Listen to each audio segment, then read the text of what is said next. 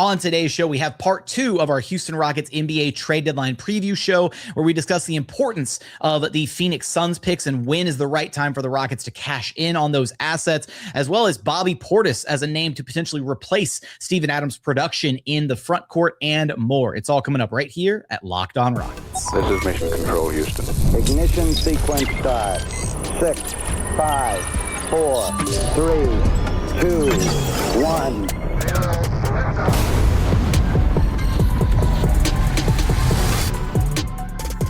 What's up and welcome to another edition of Locked On Rockets, your daily podcast home for everything Houston Rockets basketball, part of the Locked On Podcast Network, your team every day. Now the #1 sports podcast network. As always, I'm your host, Jackson Gatlin, native Houstonian and credentialed media member. Be sure to follow along wherever you listen to your podcasts or on YouTube. Just search Locked On Rockets. On today's show, we have part 2 of our Houston Rockets NBA trade deadline preview, where we'll take a look at some of the asset management for the Houston Rockets, whether or not now is the right time to cash in on some of those Phoenix Suns picks, with Phoenix actually being good this season. And does Bobby Portis make sense as a name to potentially replace the Steven Adams production in the front court for this Houston Rockets team, plus a few other bits and bobs? We're going to get into all of that on today's show. First, of course, I want to thank you so much for making Locked On Rockets part of your day every single day, whether it's on your way to work, on your lunch break, in the gym. Thank you so much for being an everydayer.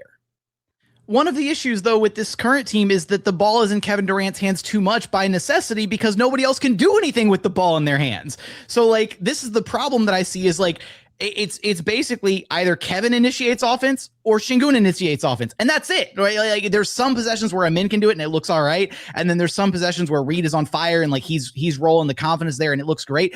That's it, because you don't want Tari doing it. You don't want Jabari doing it. You don't want DFS doing it. You don't want Adams doing it. Like, there is nobody else up and down this roster. And the issue, if you fast forward to next season, is sure, you get Fred VanVleet back. Awesome.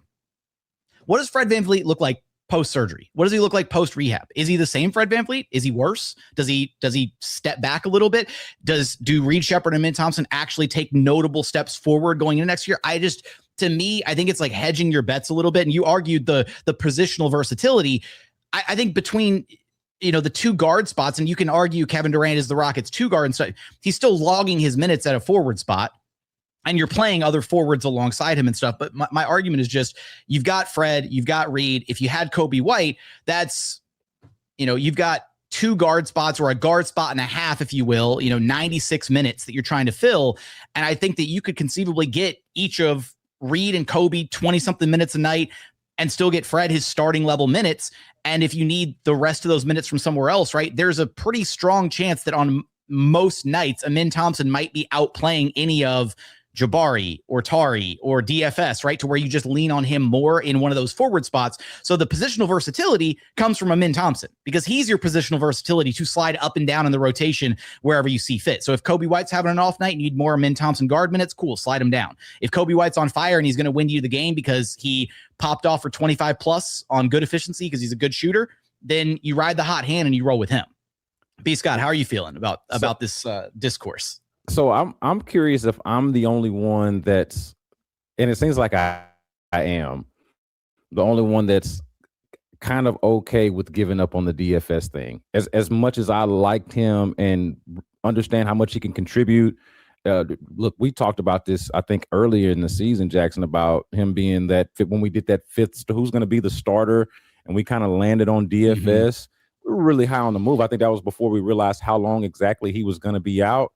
But for me, it comes down to, like, what is the plan? This is the internal discussion that they got to have, and then kind of go from there. But what is the plan with Tari Eason? Like, are they committed to bringing him back? Because to me, in some ways, they're not the exact same player, but there is some player and positional redundancy between Tari Eason and DFS for me, to where I'd be willing to not commit, like, beyond this year to at least one of those guys. And so to me, like, it's, Jackson, you were talking about Steven Adams, which is very interesting to hear you make that argument. And I thought it was a compelling argument that I had not even really thought about, of like, maybe Steve-O's not the same. But I was looking at it like the DFS thing still hasn't really, despite the numbers that Ben cited there, because he's been so limited, because the injury took him so long to get out there, there hasn't been any kind of real attachment to DFS yet, either like emotionally from fans and certainly from not the team, I don't think, but just because he hasn't really had that much of a chance to make that great of an impact yet. And then the construction of the team, the makeup of the team has changed since they signed him, especially given the injuries that we've already talked about. So for me, the contract that I'd be willing to get off of and send to Chicago, even for kind of the Ben's point about the redundancy with Coby White, if you still got all of these small guards next year, I feel like Coby White serves your needs right now more so than DFS. And I'd be willing to not even necessarily have him next year, like a Coby White rental and kind of punting on the whole DFS experiment, as much as I liked it when they brought him in. So that's kind of where I am. It's like DFS is I'm not gonna say out of sight, out of mind, but it's like hardly ever knew you, man.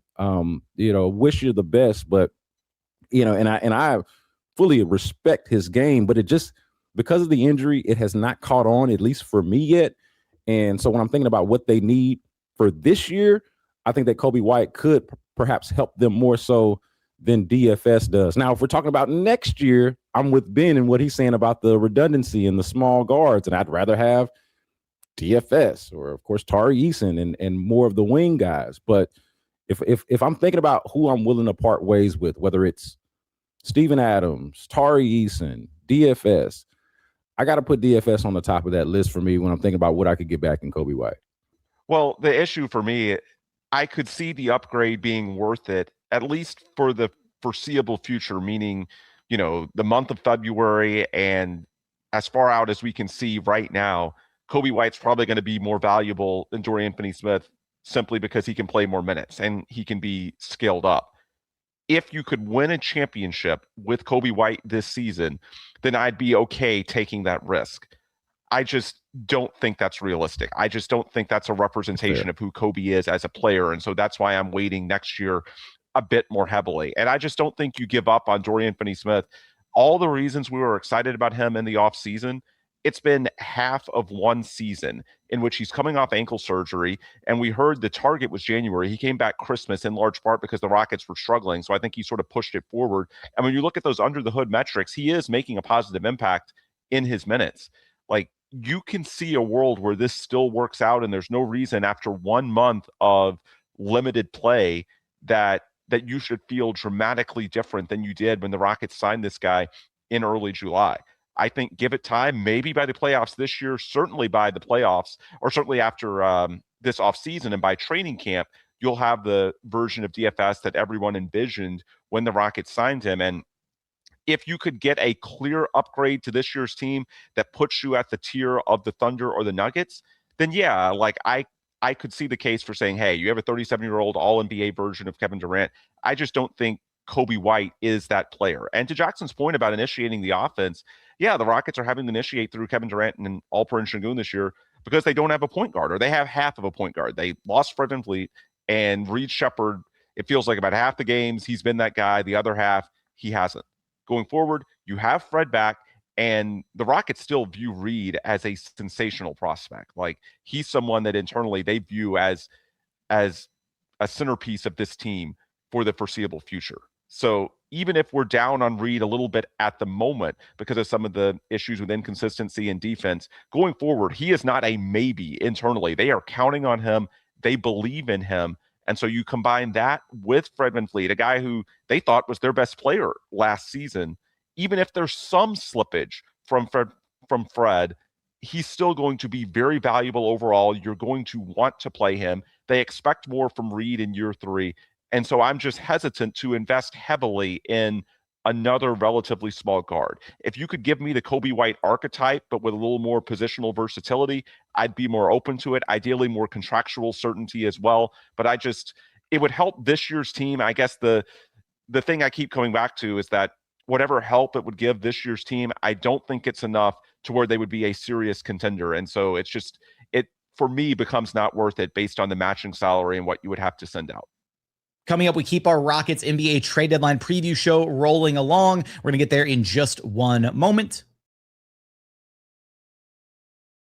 First, today's episode is brought to you by FanDuel. It's the last call for football on FanDuel. One final Sunday, one last kickoff, the final chance to get in on the action before the NFL season officially comes to a close. This is Super Bowl 60, and FanDuel is making sure you're right in the middle of it with a special offer just in time for the biggest game of the year. Whether you're backing the favorite, riding with the underdog, or building one last same-game parlay, this is the game everyone's been waiting for. This is where predictions turn into plays, stats turn into storylines, and every snap feels bigger. It is the perfect way to cap off the season and make the Super Bowl even more exciting from kickoff to the final whistle. If you're a new customer, bet just $5 and get $200 in bonus bets if you win. Make it count, because after the Super Bowl, the season is over. Last call for football on FanDuel, an official sportsbook partner of Super Bowl 60. Visit FanDuel.com to get started. And continuing on here at Locked On Rockets, your daily podcast home for everything Houston Rockets basketball. The NBA trade deadline is basically here, and we want to give you a free month of our new Everydayer Club to help you get ready. If you need a group chat to keep up with the chaos, join ours. The Everydayer Club gets you access to a group chat on Discord just for Rockets fans, plus national chats where you can hang out with fans from across the league. You also get ad-free versions of this show, and if you sign up by the trade deadline on February 5th, you can use code DEADLINE to get your first month free. Tap the link in the show notes to learn more.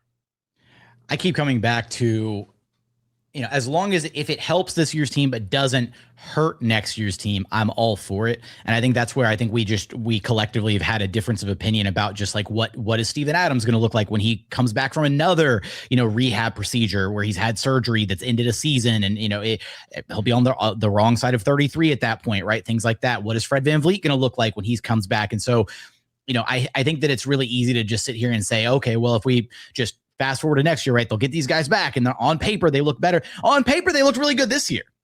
On paper, they looked like they were going to be a top 3 team this year, and then they got really bad injury luck, right? And sometimes that happens. That's just the reality of the situation. But I do think that this team, even if they were 100% healthy, even if they had Fred, even if Steven wasn't hurt, even if DFS had been ready to go from the start of the season, I think that this team still has some holes in it. And I think one of those holes is the fact that they were going to be very, very, very reliant on Fred VanVleet for a lot of their initiation reps. And Fred, to his credit, has been, more or less an Iron Man for much of his career, right? Very dependable guy that you can lean on. But I do think that, there were stretches, right, in the playoffs and stuff against the Warriors where when the defense dials up, having one primary initiator of your offense just isn't enough. And even looking at this Rockets team, the way it's currently constructed on paper, even if they were 100% healthy, I would have some serious questions about what they would look like in a playoff environment initiating offense with Fred VanVleet as your only truly reliable initiator. Right now, I know things get a little bit, it's easier if you have Fred and KD and Sengun who can all initiate offense, and Reed coming off the bench short. Like it changes things a little bit. But I still think that this team is one more dynamic perimeter player away from having that needed juice to be able to really punish teams that try to take away that try to take away Kevin Durant and Alperen Sengun. Because what we've seen so many teams this season do this teams have this one trick to beat the Rockets, and it's you sell out on doubling and blitzing Sengun and KD at the end of games, and you force any of the other 3 dudes on the floor to beat you. And time again, those guys haven't been able to punish defenses. Even when you've got, favorable advantages, even when you've got 4-on-3 or 3-on-2, mismatches or whatever, because teams are just completely going full sail trying to get rid of Durant, trying to force the ball out of his hands, force the ball out of Alperen Sengun's hands, what have you. The spacing has been off. The creation isn't there. The shooting hasn't been there at times. And so there are, I think, some weaknesses that could potentially be addressed. And maybe it doesn't have to be Coby White. It could be somebody else, right? It could be, there's other names out there that you could go swing around, take a look at. A guy like maybe Quentin Grimes, potentially, something like that. There's other, you could maybe replace some of the front court minutes with a different big if you wanted a different look, maybe a spacing big, somebody that better complements the future of Amen Thompson, because we've seen how the lineups look where you're able to run. We've seen them in very small spurts, but some of those lineups that feature, Jabari Smith Jr. at the 5, and they're the 5 out spacing, and you have Amen Thompson with the ball in his hands, and he gets to go and attack downhill, right? We've seen those lineups very sparingly, but they've been very interesting to watch, right? And I think that you could maybe have a better, more cohesive team if you find a big that gives you a different look, right? A different skill set at the 5, as opposed to how duplicative, right, Steven Adams and Clint Capela are of each other. They very similar skill sets, great offensive rebounders, great screen setters, plus level defenders. They'll guard the paint, right? But they don't give you anything in the way of spacing. I mean, at least not in the conventional sense of like floor spacing, shooting, that kind of stuff. And there are bigs out there that would provide that, right? There's bigs out there that you can have that still give you maybe not as much of the rebounding or the offensive rebounding or whatever, but still decent screen setters, guys that could conceivably give you that offensive floor spacing to help clean some stuff up offensively, because the offense has looked really rough at times for this Rockets team. I do want to address, and this is something that got brought up earlier this season, and it's something that I feel like is worth mentioning here as we're talking about this trade deadline and how the Rockets could or should approach it. This idea, right? The Rockets are still sitting on, a treasure trove of draft picks. A chunk of those picks, though, unfortunately, are by way of the Phoenix Suns. And I think the Suns are a lot more competitive and a lot better than any of us maybe expected them to be. And I'm curious y'all's thoughts on how that potentially impacts the Rockets' calculus on when or how they cash in on those picks, because now you're facing the reality of the situation that those picks might not be juicy, lottery kind of, picks where you expected a Suns team to potentially implode. Now we're looking at those picks being, in the late teens kind of range, where suddenly there's not as much inherent value in them. And does that change their approach to maybe utilizing some of those picks in trades, or the desirability of maybe packaging a bunch of those picks to make a needle moving type of trade? Ben, what do you think? I think 27, it could make that more available. I still don't think the long-term outlook is that good. So 29, I still have a lot of hope for. I also think a counter, when you look at the future first overall, the outlook for Phoenix has improved, but the outlook for that Brooklyn 27 pick has gone the other direction, and that it's likely to be even higher, in my opinion, because Brooklyn is going so young. It's tough to envision a quick rebound from the Nets next season. And Zach Lowe called it one of the best assets in the league in one of his recent podcasts over at The Ringer. And so even if the 27 Suns pick is going down a little bit in value, I think that 27 swap, ironically, because of that June 24 trade, which people debate to this day, the Rockets giving the Nets back control of their drafts in 25 and 26 and getting those Phoenix picks. Well, because the Nets have gone so young, bottoming out these 2 years, and even if the Nets add a high-level player in this year's draft, it's unlikely that he's going to really lift them as a 19 or 20-year-old next season. So the Rockets are set up, even if the Suns pick decreases a little bit in value, that net swap, I think, is still on the way up, and that's looking really good. Although, there's some people I've seen questioning just how good the 27 draft is going to be at the top. Yeah, if you can get the right guy, I'm open to moving those picks. You don't have to hoard. My issue with some of the stuff that's been tossed out is whether it's worth decreasing players from next season's team. And Jackson, I've got to close the loop. One more counter example that I wanted to throw out there.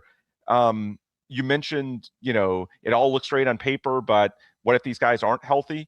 Ask the Memphis Grizzlies, who traded Steven Adams at the February 24 trade deadline under the assumption that, he's probably not going to be the same guy. Look what happened the next season. Steven Adams was a huge part of the Rockets earning that number 2 seed and pushing the Warriors to the brink in the playoffs, while the Grizzlies didn't even make the playoffs. So I think it's pretty clear that the Grizzlies sold low on Steven Adams at the 24 deadline because he was hurt. And I think that's potentially in some of these deals that I've seen, what you'd be doing with Steven or DFS or even Fred if you sold low on them at this deadline and basically use them as neutral to negative assets for the purposes of matching salary, and you bring in someone who's, a solid player like Coby White, but not a needle mover. So that's a recent example involving one of the same players that, hey, the Grizzlies sort of used the reverse logic saying, he's hurt. Do we know he's going to be back? Yada, yada. Well, the very next season, it was pretty clear that the Grizzlies suffered without Steven Adams, and the Rockets clearly benefited from having him and got him at a reduced cost because of the injury. So it goes both ways.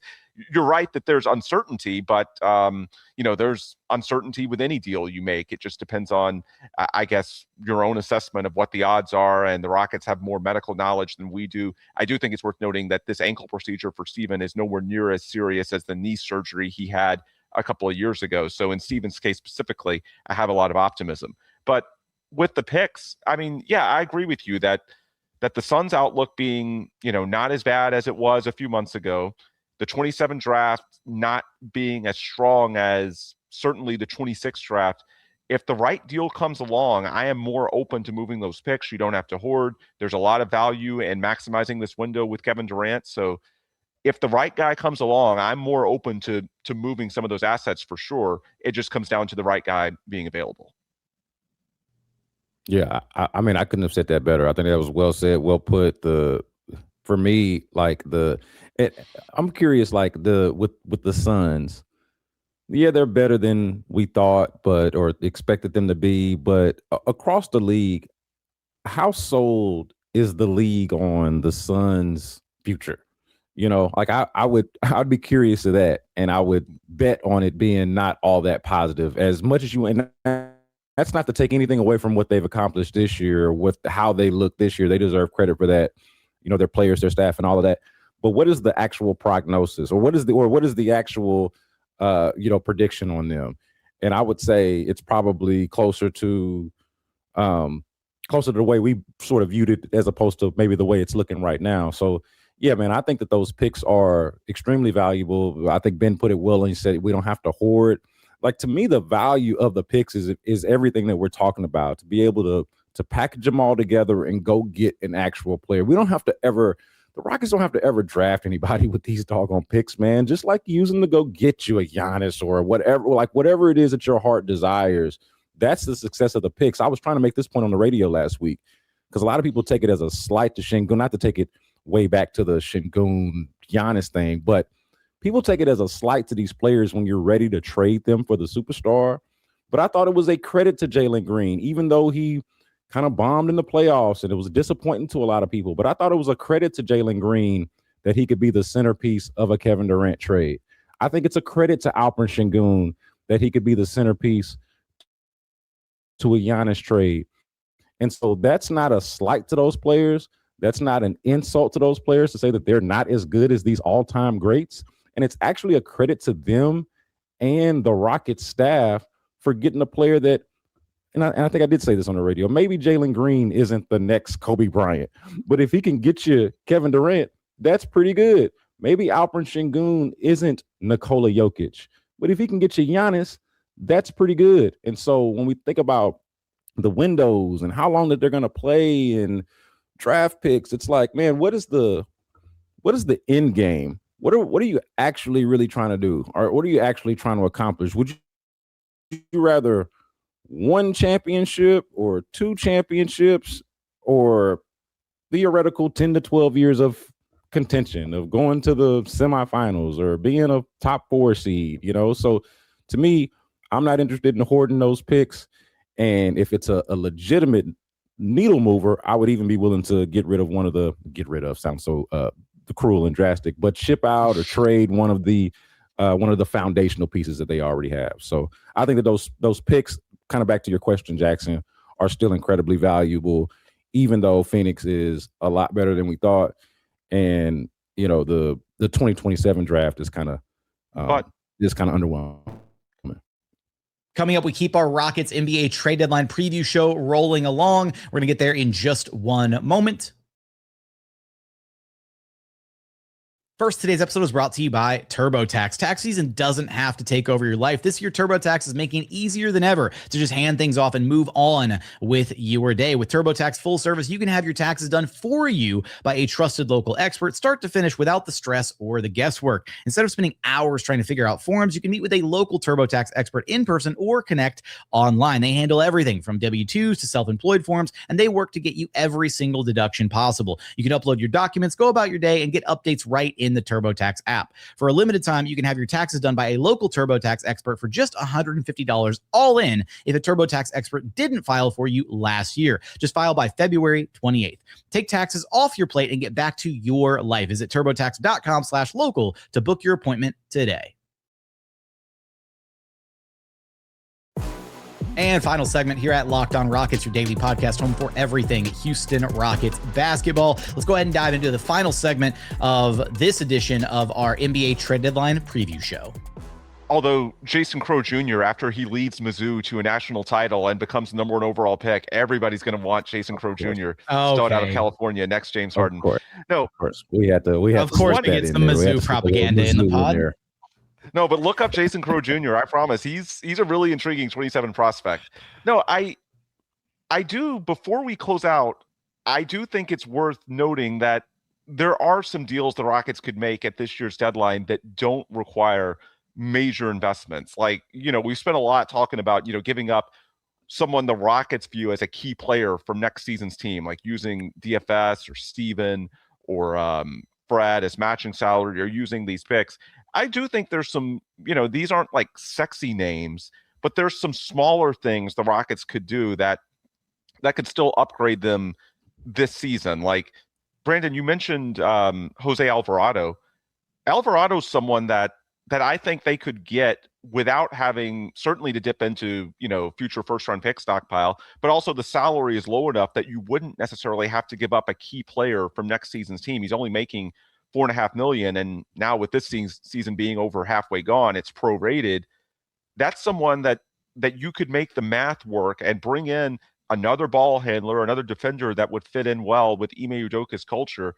It wouldn't be as sexy as a Coby White, but I do think it would help you in the short term without potentially crippling you as much in the long term. And then, there's some of these veterans, and maybe some of these you could look at in the buyout market as well. But I look at a Chris Paul or an Eric Gordon, one of these Rockets reunion possibilities, guys that have been there, done that in the past, that could maybe, step up in a playoff series. Now that the Sixers lost Paul George, I think they're an Eric Gordon trade away from ducking the luxury tax. And these are guys that, there wouldn't be the expectation for them to play rotation minutes in the regular season, but would anyone be shocked if Eric Gordon stepped up in the playoffs and swung a game? Like, that's the type of veteran that I think, it would address a backcourt hole, yet it wouldn't take away opportunities from your young guys in the short term. It would just give you more insurance. And, nobody's that excited, I get it, about a 37-year-old Eric Gordon, a 40-year-old Chris Paul. Jose Alvarado isn't that old, but I understand he's not at the Coby White tier, at least in terms of the totality of his stats. But I think these are guys that you could get at a lower price point that would still help you some this season without damaging you as much in the long term. And maybe it's not the trade deadline. Maybe some of these guys are buyout possibilities afterward, and the Rockets are at a point in the year where they do have a roster slot open. But I did want to address the fact that there are some smaller things the Rockets could do that I do think would help, address the guard deficiency in this year's team without necessarily crippling you in terms of the long-term assets you give up, be it rotation players or those future first-round picks. One other name that I didn't get a chance to mention earlier that I wanted to bring up, Bobby Portis is a name that I'm paying close attention to, especially depending on how, because we spent some time talking about Giannis and, do the Rockets get involved in the Giannis sweepstakes, all that. He'd be one of those names that would be a part of the, eventual fallout of the Bucks if they did move on from Giannis at the deadline. It could be a name that could be gotten, relatively cheaply. And I think he's a guy that gives, I mentioned, the Rockets potentially getting a different look at things, right, in their front court potentially, right? Because there's, the skill sets of Adams and Capela are a little bit duplicative. I think Portis would be a really interesting name for the Rockets to have on their radar, because he's a guy that you could run, quote unquote, double big with Portis in the front court and Sengun, but you also get the floor spacing. He's a career 39% 3-point shooter. He very much fits like the Ime Udoka mentality of the team. He'd give the Rockets certainly some edge. He'd provide that kind of enforcer role that's been a little bit missing since Dillon Brooks left in the Kevin Durant deal. And he's a guy that's making right at about that, DFS Steven Adams kind of, salary range, that $13 million a year. And I know we've been talking about, I think the way that we've kind of come away from some of this conversation so far is that it might not be worth it to, I guess, make a move sacrificing one of those two guys when you expect them to be contributors next year. But Bobby Portis kind of fits in that role of, like, I think Bobby Portis and his impact would be at the same level, if not potentially at the same level, and a better overall fit than either of those two guys for what this Rockets team wants to achieve. He's under contract for the next 3 years. So you get him for this season, 2 more after that, kind of the same timeline that the Adams contract and that the DFS contract are similarly kind of structured under right now. And I think that there's maybe an opportunity there where if the Bucks do go through with a Giannis trade at this deadline, then they might be ready to fire sale some of their other pieces. And the Rockets could be one of the beneficiaries of that, sweeping in and grabbing themselves a Bobby Portis type that would then help them bolster their front court again this season, give them some much needed, some consistent outside shooting. So that's at least one name to potentially consider. And the final thing that I wanted, oh, sorry, go ahead, Ben. No, I was just going to say, I like that. In contrast to Coby White, that's someone I would potentially be open to giving up one of the injured guys as matching salary for, because I do agree with you. There's more of a fit there long-term with what the Rockets are building. I like that suggestion. So Bobby Portis is one of those names. And then this is something that I wanted to spend a minute talking about, just because there's nothing that can really be done about it so far this season. Because right now, Jabari Smith Jr.'s contract is poison pilled, which makes it incredibly hard to trade. However, I'm very curious if some of the calculus behind how the Rockets handled the extension for Jabari and the number at which they settled on and kind of all the factors at play here, I wonder if we're not looking at a similar situation to how they extended Jalen Green and gave him the money that then ultimately wound up being the exact, you go back and look at the numbers, right? Jalen Green and Dillon Brooks contracts together got you exactly to where you needed to be to trade for Kevin Durant. And so I'm not expecting there to be like another blockbuster trade this upcoming summer. But once Jabari's contract rolls over, once the extension kicks in, and he's making that, 21 a year to start, 22 a year. Roughly. I wonder where that calculus lands on the Rockets' ability to maybe make a move, not at the deadline, but this upcoming offseason, given wherever Jabari's numbers ultimately settle in at throughout this year. We've seen some great moments from Jabari this year. We've also seen him have some really rough stretches where, for a guy that is supposed to be your fourth starter, the consistent release valve for Kevin Durant and Alperen Sengun when defenses load up on them, I think it's a fair assessment, as we did during our midseason review, that he has not lived up to that role consistently this season. And I wonder if the Rockets were to table any of these trade negotiations, right, not make a move at the deadline, if they potentially view Jabari and potentially dealing him this upcoming offseason, similar to how they dealt Jalen Green, I wonder if they view that as a potential avenue to improve the roster without sacrificing any of these other truly impact pieces. Because I think that when you look at how much they cost, right, guys like DFS, Adams, whatever, relative to their actual impact on the floor, I think they're all fulfilling their roles. I think that when you look at Jabari, especially for what he's projected to be making once the contract extension kicks in, he has not been fulfilling his role. He has been underperforming relative to expectations. And you might be able to, this offseason, convince a team to, buy in on the potential ceiling of Jabari, or how much better he might be able to get, similar to what you did with Jalen Green being the centerpiece of the Kevin Durant deal to the Phoenix Suns, and be able to improve the roster that way. I've seen a lot of Rockets fans who are foaming at the mouth for a Jabari Smith Jr. Trey Murphy swap, right? Because think about how much of a killer Trey Murphy would be in this Rockets offense if he was the one gunning all these open looks off of Durant and Sengun double teams instead of it being Jabari Smith Jr. Now, does Trey Murphy give you the same level of defensive versatility? Is he as big? Is he as good of a rebounder? There's, not quite in the same realm as Jabari, but he's certainly not a bad defender. He's a plus level defender on that end. So that's at least one name to consider, and kind of the approach of how the Rockets might use Jabari this offseason. What do you guys think about that? Yeah, I think this offseason. Go ahead, Brendan. No, go ahead, Ben. Go ahead. Yeah, I was just going to say this offseason to me is the timetable for something more substantive. Jabari is more movable for the reasons that Jackson laid out.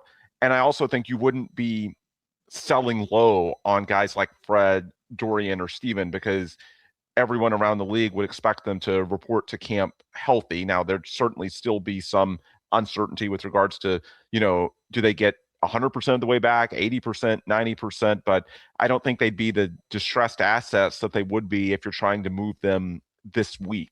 So I think between not selling low on the veterans, being closer to the peak of your young guys' development, like I do think it's fair to count on Reed for more next season than you have this season, just as you're counting on Reed more this season than you did last season. I think this summer is the more opportune time to make a move. Jabari contractually is far more movable. The poison pill is gone.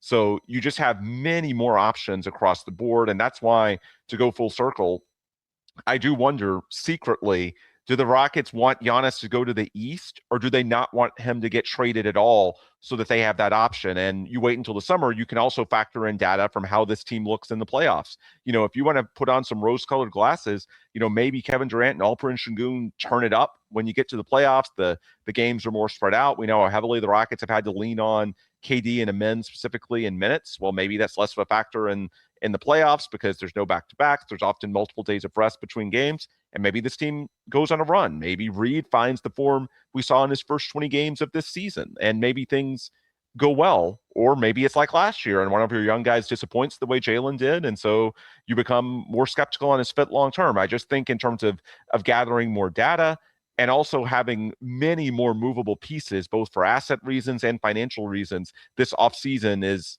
more realistic in terms of making a bigger move. Yeah, and I think it all comes down to your point, Jackson, about Jabari. I think how they finish this season, when Ben is talking about the more data is very specifically the end of this season and going into the playoffs. What does Jabari Smith look like? Like, I wonder how different the view, and I don't know if I'll ever truly know this, maybe I could ask somebody, but how different did the view of Jalen Green change from like the beginning of the season, or like, let's say early in the season? Because he had good moments last year, right, for the Rockets, versus by the time we got to the end of it. How much did, and then just the decision of like, hey, you know, this is going okay, it's going pretty good, but let's just go ahead and cash these chips now with Jalen Green. And then the point that you make about how the salary is structured, it just perfectly is made for you to make a move like that. And I think the Jabari situation is almost a mirror image. Obviously, they're not the same player or even the same type of player, but in terms of the mentality, kind of the thought process that you have, Jackson, I think it is almost carbon copy the exact same. How does this look toward the end of the season? I think that determines a lot of how they want to negotiate that contract. When I say negotiate, I mean whether they want to keep it or trade it, right? Because the contract is what it is. But how do they want to navigate, I should say, that contract? Is it an asset, or is it a part of our future and what we're building with? I think the end of this season and how Jabari plays down the stretch, specifically in the playoffs, is going to tell us a lot about how they're going to approach that this offseason. And for the Rockets, so much comes down to asset price. Keep in mind that this time a year ago, it was pretty clear that the Suns and Kevin Durant were headed for a divorce, and the Rockets didn't want to make the trade for KD at the deadline because the price wasn't right. It dropped in the offseason. Now, Giannis is 31, KD was 36, so it's not an apples to apples, but Giannis this offseason will be 1 year until his potential unrestricted free agency. Perhaps that lowers his asking price to something that's more in line with what the Rockets would be willing to give, in a way that right now the Bucks aren't willing to do, because it's the first time they're truly exploring these deals, and he still has multiple playoff runs left on his current contract before he can become a free agent. So maybe the price becomes realistic as well. By the way, Jackson, before we close out, I was so frustrated when I mentioned Chris Paul and Eric Gordon. You didn't hit me with the oh my. Oh, dude, that's my apologies. It's right here. Oh my, that was sweet to see. Boom. Another one. You get the trifecta, Ben, for bringing it up. On that note, we do want your thoughts. We hope you enjoyed our two-part Rockets trade deadline preview. We want your thoughts in the YouTube comments. What moves would you like to see the Rockets make? Do you want to see them not make any moves? Do you want to see them sit on their hands and kind of just wait and gather more data and see how the rest of this season goes? Revisit things in the offseason. Let us know your thoughts in the YouTube comments. You guys know the drill. Let everybody know where to track you down at. Go Ben, then Brandon. Yep, Ben DuBose on Twitter and Blue Sky, and RocketsWire.usatoday.com for all your daily Houston Rockets news coverage. And I am at Brandon K. Scott on Twitter, and also the B Block Podcast on YouTube and wherever you get your podcasts. Also twice a week on Sports Radio 610. Check us out. That's going to do it for another edition of Locked On Rockets. As always, thanks so much for checking out the show. Remember, the best way to help us grow the show is to listen every single day on a podcast platform of your choosing, and then like, comment, subscribe on YouTube. But as always, thank you so much for watching. Thank you so much for listening. We look forward to having you back right here at Locked On Rockets, your daily podcast home for everything Houston Rockets basketball.